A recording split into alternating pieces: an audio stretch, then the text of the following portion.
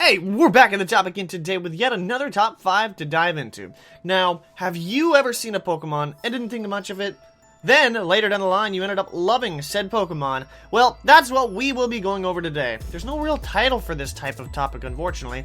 Maybe the top 5 satisfying Pokemon? No, that's not right. That just sounds wrong. Well, we'll probably figure it out. However... Whose footprints are these? They happen to be mine, good sir. I also like Umbreons and evolutions. But yeah, sure, I can sum up what Gear is trying to say. So basically what we're trying to say is, you see a Pokemon, look at it for a second and think, okay, it's just another Pokemon Game Freak introduced. Then later as you see what it can do or what it could evolve into, you change your mind drastically. Today, we'll be going over those types of Pokemon we saw at the beginning and were wowed with excitement because of their power and charm. Alright. I see what you mean. Also, how did you get in here? Well, that doesn't matter right now. But since this is an opinion-based video, we want to hear your voice. What is your most satisfying Pokemon? That still sounds wrong. Let us know in the comment section below. Oh wait, I got it! With that, let's dive into the top 5 non-disappointing Pokemon. Starting off this list, we're making our way over to Gen 4 with the Flying Hot Maverick Staraptor. Now, Diamond and Pearl was released in 2007, I was around 12. I was playing through Pokemon Diamond, and as a trend since I was younger, I had always used the Route 1 bird Pokemon in every game I played. I found Starly and was like, okay, I'm gonna capture it and make it part of my team. As I played through the game, Starly evolved into Staravia, and it was going like every other flying Pokemon performed until it evolved into Staraptor, and blew my mind. Staraptor was a lot more powerful than I could have ever comprehended, and is honestly the best of all the early bird Pokemon. It made me think that it was just like all the other early birds, but it wasn't. Its attack and speed are amazing, and I braced through my Pokemon Diamond copy. It's a very good flying Pokemon, and it's even in the OU tier with the hidden ability Reckless, and it shreds with moves like Brave Bird and Double Edge. Its design definitely surprised me too. It looked like a jet from the Top Gun movie, hence why I always name my Staraptors Maverick. This bird shreds, and it is easily in my top 5 favorite flying Pokemon of all time. It is one of my favorite flying types as well. Although my Draft League format team name aside, it was a pleasant surprise to see a Pokemon on the first route of the game pack so much of a punch and leave its mark on the metagame. It was a star in the making after its debut, you could say. What? You know I make these terrible puns. I remember when Alolan forms were first revealed. It was like yesterday. Actually, it was like last year, but everybody lost their minds when it happened. But then they saw Alolan Sandslash, and nobody really batted an eye. We didn't know how to think. We did think about the design, which I thought looked pretty solid, but the Ice and Steel typing left a lot of us nervous. Quad were weak to both fire and fighting types, which were very common in battle. How was this thing going to survive battle while having to worry for coverage around every corner? Well, what we didn't expect were 3 different things. We underestimated the Steel typing being paired with the Ice type, for one. Those two seem to be the opposites. Pairing the most offensive type with the most offensive type? Who'd have thunk it? The other thing that kept it in play was the buff to Hail. Without Hail, it's decent. But with Hail, it's a monster. With teammates such as Alolan Ninetales setting up the Hail and Aurora Veil, it helped Alolan Sandslash out so much. Combine that with a new ability, Slush Rush, and you have an Icy Cold Wrecking Ball. I mean, hey, Alolan Pokemon have to stick together. Of course, this Pokemon is in NU, so it's kind of low-tiered, but it did defy expectations. So I saw Alolan Sandslash the first time, and I thought it wasn't too bad. I thought I could get a nice igloo out of it. It looks like a Pokemon that could build a pretty nice igloo, maybe even some nice furniture. Snow is an amazing substance, and I love what they did with Alolan Sandslash. Another Pokemon based off of a ball, seriously? Only this time I actually enjoyed what it could do in battle. I'm not a big fan of Amoonguss' design because it's practically the same concept as Voltorb and Electrode. Press A on an item and they pop up and attack you, whoop-de-doo. Only difference is Amoonguss is one hell of a special wall, tanking special hits for days. Being Grass and Poison 2 is a deadly combo with moves like Spore, Leech Seed, Sludge Bomb, and it also becomes the perfect sponge for taking fairy attacks. Set up Leech Seed, stall off Toxic, and keep switching out because of its ability Regenerator to maintain its HP stat. So yeah, you can't judge a Pokemon by its design because Amoonguss is incredibly viable in battle with that amazing hidden ability and being able to spongify hits. And I guess its design is pretty cool too, aside from the Pokeball. It's based off of the Amanita muscaria and actually being edible. Hey, some European countries actually eat this. Unfortunately, me not being from Europe means I'm inexperienced with eating that. But what I'm not inexperienced is not liking this Pokemon. Though I can't deny that it is an amazing defensive Pokemon to have. The problem lies with its design, though. It's one of the many Generation 5 Pokemon that reuses previous ideas from older generations.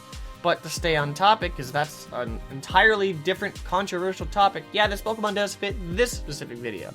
Bad design presumes bad Pokemon, but sometimes that's just not the case. So this was definitely a Pokemon that I saw, and asked Game Freak, what in the hell are you doing? A pair of keys. Are you guys seriously running out of ideas? First an ice cream cone, now a pair of keys. I guess they're there to drive mankind. But I thought, a pair of keys. This Pokemon is bound to suck. But I learned in due time that I was wrong. This Pokemon has Prankster and can be one of the most useful Pokemon when it comes to setting up hazards or crippling a Pokemon's speed with Thunder Wave. According to its Pokedex entries too, it actually likes to steal sets of people's keys. It goes into people's homes randomly to steal their keys. I don't know why, but I find that so strange and intriguing at the same time. Fairy typing works for it because it has that mischievous vibe to it, where you think the Pokemon is innocent, but it's really a playful little troublemaker. And I would be pretty pissed if Klefki took my car keys or house keys. Who knows what those keys are too? They could unlock a treasure chest for a lot of money. I would catch a Klefki to just use the keys. But yeah, it's a pretty cool Pokemon after using it in battle and figuring out how it actually gets those keys. Oh, believe me, I underestimated this Pokemon as well. It shot right up the I will end you list. The amount of times I got put through Swag Play was over 9,000. See, Swag Play was a tactic where you would use Swagger, which confused your opponent and then boosted his attack by 2 stages. Then followed up with Foul Play, which used their own boosted attack against them. It was one of the most infuriating tactics to face. Plus, I agree with the running out of the designs mantra on this Pokemon as well. Harmless but deadly Pokemon. Just glad Swag Play is banned now. I like not having holes in my wall. It's enough trash talking, Klefki. Wait, where are my keys? Ah, crap. And now here are some Pokemon that impressed us, but just fell short of the list. Dugtrio. Such an odd Pokemon. From finding one level 29 in Diglett's cave that would carry you through Red and Blue's mid-game, to growing hair in Sun and Moon. This Pokemon has been on a wild ride without us knowing what's beneath it. Though, I bet you didn't expect this thing to nearly get banned to Ubers at the end of Generation 6.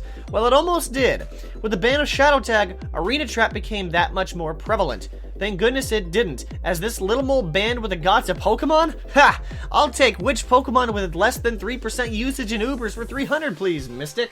So as for my honorable mention, I had to give it the Talonflame. Generation 6 kicked this thing off strong. I used it in Pokemon Showdown a lot before X and Y came out. Loved the concept of Gale Wings, and it could pretty much revenge kill anything at low HP, aside from Pokemon that could out-prioritize it. I even used it in my Pokemon Y playthrough the first time, and I enjoyed using it at Flame Body. I loved the little mini Moltres on my team. Then Gen 7 came and nerfed the Brave Bird ability and broke my heart. I didn't use it on my Sun and Moon team, but I mean, I still like it. Mini Moltres will always be a favorite of mine.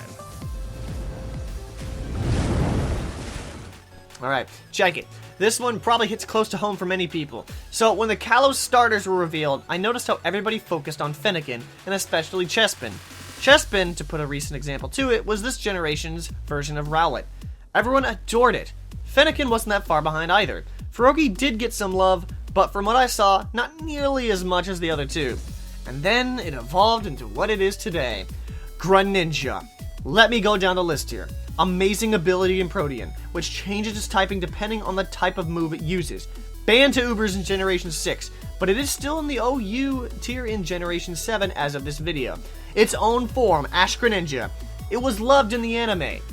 It's in Super Smash Bros. 4, and keep in mind, they put him in Smash even before he got popular. That's some crazy guesswork, Sakurai. I have to commend you. Though it is everywhere and everybody loves it. How could, it's crazy. What a transition it made from the beginning of Pokemon X and Y type train to the current day. Ash Ketchum had a Greninja, and they bonded so much that it even got its own form called Ash Greninja, where it was Ash's superstar in the Pokemon anime. The epic battle between him and Alon, and all the crazy moments of where Greninja got Ash out of jams. Ash Greninja is even in Sun and Moon. Even in Generation 7, this Gen 6 starter is amazing. I wasn't disappointed at all when I saw Froakie. It was even my starter in my first playthrough of Y. Every evolution was great, and it shredded up the Kalos region for me. And it's even the starter for the best team for Kalos. Gotta love this Pokemon. It's just a shame that fire types beat water types sometimes. And we all have the dislike ratio to prove it! And with that, those are the top 5 non-disappointing, or satisfying, whatever floats your boat, Pokemon! We know you have opinions ready, so drop by in the comment section to let us know your stories of Pokemon that went above and beyond your expectations. I love the conversation, you know. On my channel, we did a list of Pokemon, literally the opposite of this list. These Pokemon we were disappointed with, and their hype, well, let's just say they didn't live up to their expectations. So if you want to hear us rant, go check out the video we did on my channel. Give a round of applause for MysticUmbreon for a job well done. Not sure he will hear it, but we appreciate it anyways. Thank you for coming out. If you did enjoy, don't forget to show your support by dropping a like from the top and subscribing if you want to see more, because without your support, we cannot exceed your expectations. With that, I want to thank you for watching, and I hope to catch you back in the top later on, because that's how we do what.